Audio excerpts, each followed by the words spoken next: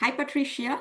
Welcome to the Global Endeavor Fireside Chat, where we will try to unpack the key outcomes from the COP30 and all the great progress that's happening. And maybe we start with the introductions first.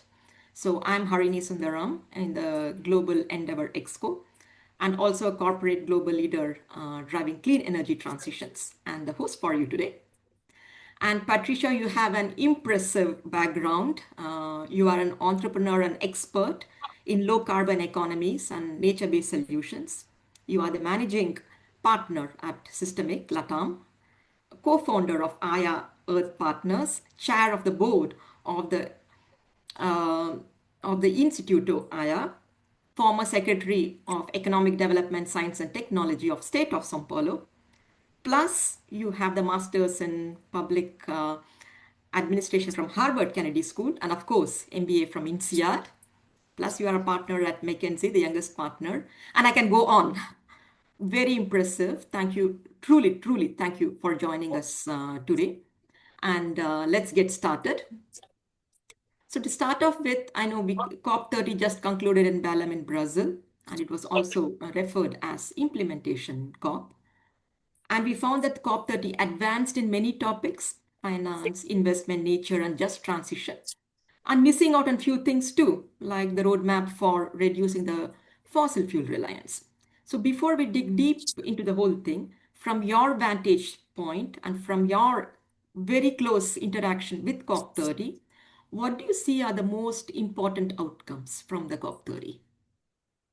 Well, thank you, Harini, for inviting me to be here with you today. It's really an honor to be able to share some learnings and some insights with the INSEAD community. Very proud of being able to be part of this community. It's a place that taught me a lot. And I must say that now more than ever, I've been using the knowledge and the network that I had access to. I am from the year 2005 at INSEAD. And when I was there at that point in time, I was a partner. I was a consultant at McKinsey. Then I became a partner, and both as a secretary for economic development, and now as an entrepreneur, and also as the managing partner at SYSTEMIQ. I feel that more than ever, I've been applying my entrepreneurship skills and also learning quite a lot. And I would say it's been a humbling experience to understand the beauty and the challenges of being an entrepreneur, especially in an area where everybody is still learning, where we know that we need to go through a very rapid transformation of the way we approach economic development. And that's why being at COPs and participating actively, it's so important to all of us. My first COP, when I participated for the first time, I was still in government. So I had an experience at COP from a view from public sector, then a civil society, and now finally back in the private sector and as an entrepreneur. But I've been able to combine these systemic views. So how we can unite efforts between public, private, and social sector to be able to accelerate this transformation. So I would say, in a nutshell, my view from COP. First, I must say that I used to be an optimist. Now, I'll be quoting a very famous writer from Brazil called Ariano Suassuna. He says that it's a time for us to be hopeful realists. And that's how I see the deliverables at COP. I think we had important advancements to the extent that we also proved that multilateralism is necessary, is alive, and is more needed than ever. Also, we did deliver a few things that were very important and urgent, like the deliverables and the signaling on the needs for investments in emerging economies, the 1.3 trillion, the roadmap from Baku to Belém, where we talk about investments and financing, then the tripling the commitment of investments in adaptation resilience. This COP also showed that it was not only the COP of implementation, but also the COP of adaptation, because it does show that we are not delivering on track for the 1.5 mission. So we are in a reality of adaptation resilience. Also, from a personal level, seeing both trade as part of the final statement as well as green jobs and skills as a key priority was very important. Of course, having a COP in the forest and not having deforestation targets and the transitioning away from fossil fuels as part of the final file was also very concerning. But again, as a hopeful realist, I do believe that this COP was very necessary and shows to us that, we still a path forward, but we do need to act much more rapidly now. Great. I like the word hopeful realist. Really nice. Yeah. Maybe let's start with the misses and then we'll go on to all the positive things. Maybe just sticking on to the one of the biggest misses which people have been talking significantly on is not arriving at more of a concrete roadmap in terms of phasing out the fossil fuels. So what do you see, given that you have a very rich background, what do you see the things that needs to happen either politically, economically, structurally, the different players that needs to come into play to ensure that we can have some sort of a concrete roadmap for fossil fuel phase out moving forward? I think I would say they are talking about the different actors, there are angles that are complementary to each other. From the private sector, I think the economics will prove us right to the extent that more and more renewable energy sources are cheaper than fossil fuels. They are becoming cheaper quite quickly. I think in the projections that we had, there was one that we made a mistake globally. All the experts were expecting solar energy to be way more expensive, and it's much cheaper than it was supposed to be now. Unfortunately, all the forecasts that were mismatched as well, they were not favorable towards the direction that will drive us to the 1.5. But at the same time, having solar, wind, and, for example, sustainable aviation fuels and maritime fuels that are based on bio sources as economically attractive options, this is going to help us quite a lot from the economic perspective to accelerate the transition. We see companies that global today that are really taking a stand. One example that I was part of the process that is from France, that I saw, for example, a company like Schneider Electric, we were collaborating on that, publishing a big report on the green skills of the future in a defossilized economy. So they are proving that, you can be an expert in electricity, but work with bioenergy sources. So economically, I think we're going to be able, even if you see China and Saudi Arabia investing significantly in solar and wind and other sources of energy, having the goal to have more than 50% of their energy sources coming from renewable sources. So that's not a small thing. It's very important. On governments, though, I do believe that we need to be bolder. So we do need more clear goals and contracts that should be, reflected in the public policies. The NDCs that the countries delivered, first, yes, was important to have the NDCs delivered, but they should be bolder, more ambitious. And then locally, each one of the countries and globally, we need the public policies that speak to what we are trying to achieve. And today, I believe we still have a big gap on that. And also civil society. And here I would say that we also had a positive outcome from this COP. Was a COP that happened in a democracy. After a while, we had many demonstrations and a massive participation of the civil society. So we did have most of the negotiation, the action agenda happening in what we call blue zone for those that have been to a COP. But we saw the green zone and all the side events happening outside in a much more lively way. And they were very vocal. One example was for the first time, there was a pavilion for scientists who got united there. People like Johan Rockström, Professor Carlos Nobre, together issuing reports and analyzing by the minute the negotiation agreements. So we see, this union, say, between civil society and science, I think was a very important progress. And not to mention that we had the record participation of indigenous people. So with more than 3,000 indigenous leaders participating in this COP. That's awesome, Patricia. And starting with the economics always makes sense, and the engagement that you have been seeing in the civic society. That's awesome. Let's go on to the next question, which is more on the financing and investment. I think that was huge progress that happened in that. And especially some of the numbers that you mentioned in the beginning, but it's huge.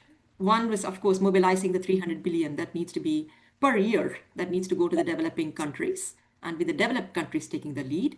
And this ultimately goes up to 1.5 trillion by 2035. It's a huge number. And then, of course, the tripling of financing that was discussed in terms of the adaptation.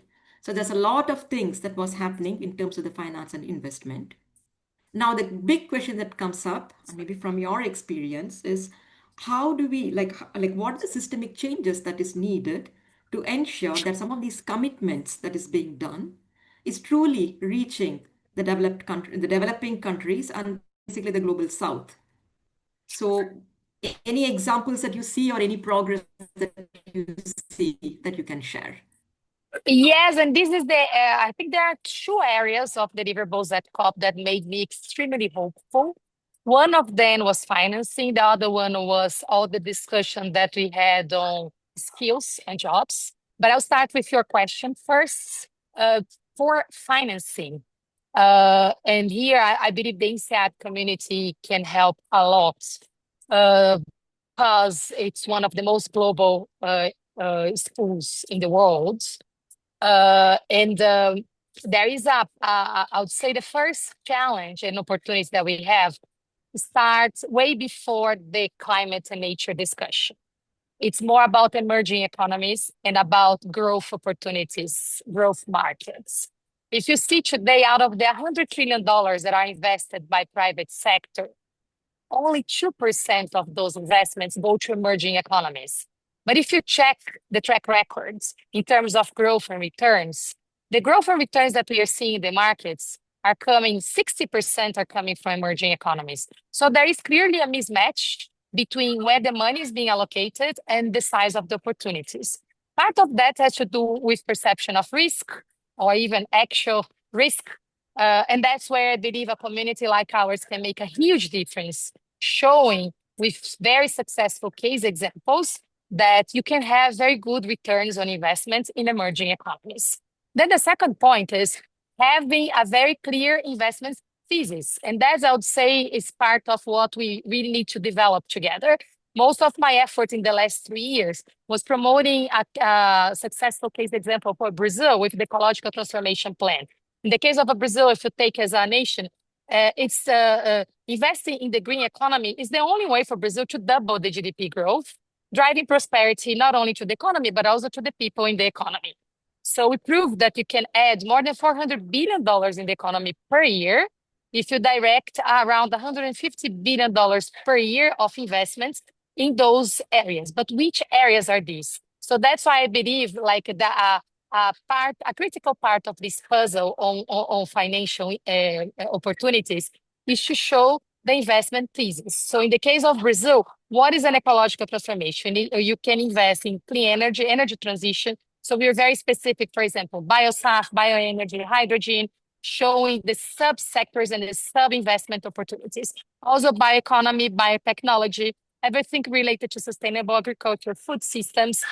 We have value chains like cocoa, like palm, macaúba, where you can not only drive prosperity and growth, but solve very big issues of global supply in these value chains, and at the same time deal with resilience and adaptation issues. So creating this thesis with very clear opportunities is very important. But then you need the instruments, and that's where we spent, I would say, most of our times at COP, showing that MDBs, for example, can work together with private sector banks and asset managers and investors, creating first de-risking investments instruments, both debt and equity instruments. That's why I mentioned in one of my articles from these last few weeks, EcoInvest and Reinvest Plus, which were instruments created in partnership with IDB and some local banks in countries. So EcoInvest was a partnership between the Treasury in Brazil and the IDB, where they put these instruments in the market for debt and equity to invest in those value chains, where they first de-risk FX rates. So because this is one of the critical problems, how we reduce the exposure to risk of FX. Then you have the exposure of risk for this, I would say, the catalytic investment, so first loss risks, and then you have the risks that these are actually very technological sectors that have the technology readiness level between 6 and 9. So they are, I would say, considered almost like as applied research, but at a very high scale. So this third block that I'm describing here, I would say creating sophisticated investment instruments is one of our major challenges, and at the same time, a very big opportunity. Awesome. Awesome. Looking forward to this one. Indeed so. Maybe moving a bit further along, because the other thing that was, again, a huge progress that happened was the launch of the tropical forest forever facility. That was a huge one. Again, a financing mechanism to conserve the standing tropical forests. And also, I think 20% of the fund is getting allocated to indigenous people. In this one, where do you see the risks and opportunities to truly take this specific initiatives for it to be impactful? So the Tropical Forever Facility Fund is a fund that was created in a model where you create a benefit for the countries that protect their forests, especially countries for developing economies from the Amazon region, Brazil being one of the main ones, in Africa as well, the Congo Basin, and then in the Southeast Asia, especially where Indonesia is today. So we have an instrument that creates a rule where developed economies invest and transfer money to this fund, and the benefits go back to rewards the countries that protect their forests, allocating the money to the development of the communities. And that's why 20% goes back to indigenous communities. So I would say one of the main achievements that we had in this COP, aside from the launch of the Tropical Forever Facility Fund itself, and remembering that this has been a discussion for almost 2 decades, led by the World Bank together with a few countries. Brazil did have a very big protagonism on that discussion, especially now in these last 3 years. So we do have a tool that at the same time proves again how multilateralism and how the development banks are so critical in this moment where we need to create this free, competitive, free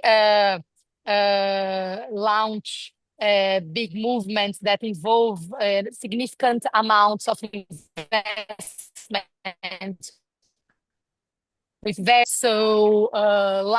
Designing and launching the tool per se was a very big progress. There was an expectation, though, to mobilize up to $25 billion, at least at COP around 10 billion. So they got to 7.5, almost $8 billion. So I would say it was important to have countries like Norway showing their support, but Brazil itself tipping in, Indonesia. But then I would be expecting more support from other economies as well, like the UK, like other European countries.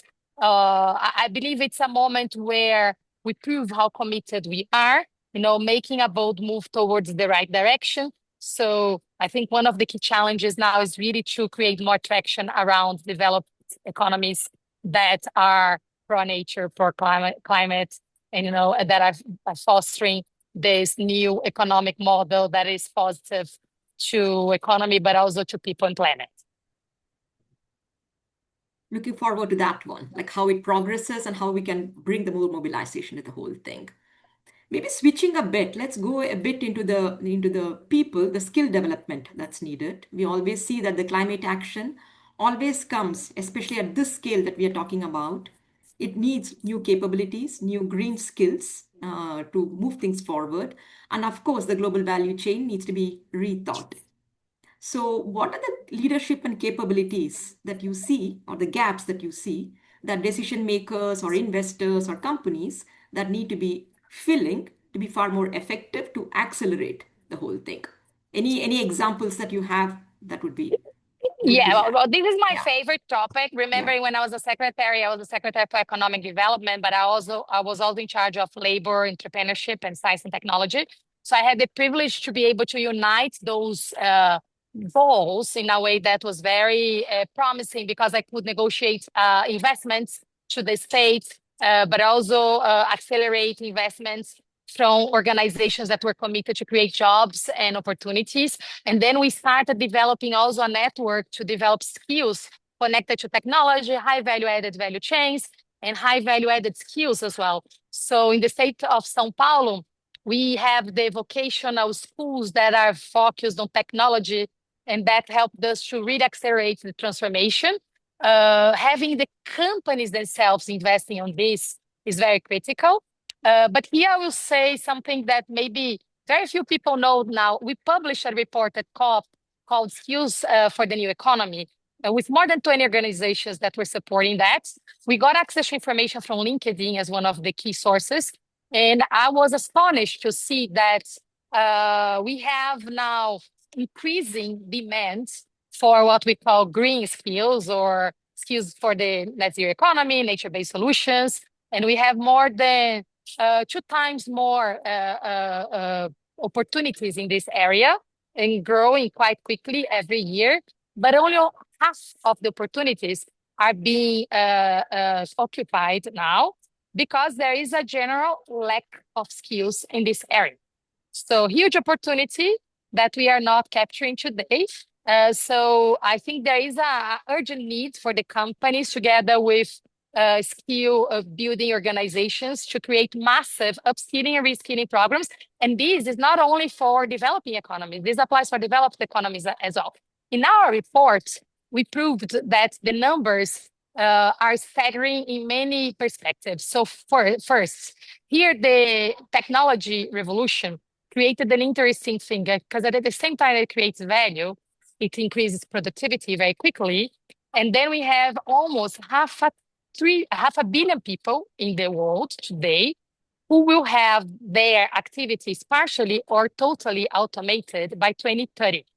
So imagine that in the next 5 years, we may have up to 500 or even more, 500 million people that will be partially or completely displaced from their current positions. At the same time, if we work in this green transformation, we will be creating almost the same amount of jobs, but more value-added jobs and entrepreneurship opportunities, not only, the formal jobs in organizations, but also opportunities for entrepreneurial activity. So this is a very positive agenda with staggering numbers. I would be expecting both companies and governments to be working in a more clear way on this positive agenda. So if you're an organization that needs to decarbonize, but at the same time, you're creating jobs and opportunities, this is such a positive agenda. I can't think of a better way for us to attract investments to this area than showing that not only you attract better returns, but you're also creating jobs to the community around you. This is a great one, Patricia. I think this is very much relevant to INSEAD overall, like INSEAD and everyone graduating from INSEAD, whichever program it might be, to help them direct in the areas which is booming today with respect to the green skills and the demand that is there to move there. And maybe the question that our community may be asking is which areas? And in the report, we also made sure that we pointed out exactly that. So we have opportunities in infrastructure and construction because of the adaptation agenda that's going to be quite challenging the next few years.